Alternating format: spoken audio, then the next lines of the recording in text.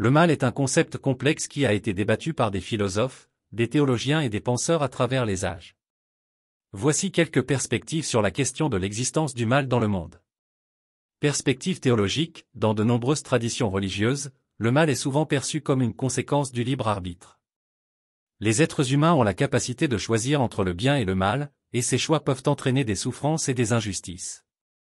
Philosophie du mal, des philosophes comme Épicure ont posé la question de la coexistence d'un Dieu omnipotent et bienveillant avec l'existence du mal. Cette problématique est connue sous le nom de « problème du mal ». Certains soutiennent que le mal est nécessaire pour apprécier le bien. Psychologie et sociologie, le mal peut également être analysé à travers des prismes psychologiques et sociologiques.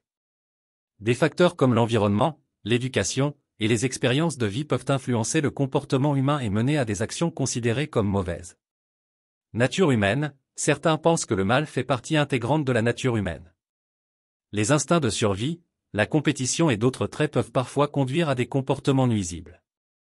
Absence de bien, une autre perspective est que le mal n'est pas une entité en soi, mais plutôt l'absence de bien. Dans cette optique, le mal se manifeste lorsque le bien n'est pas présent ou n'est pas choisi.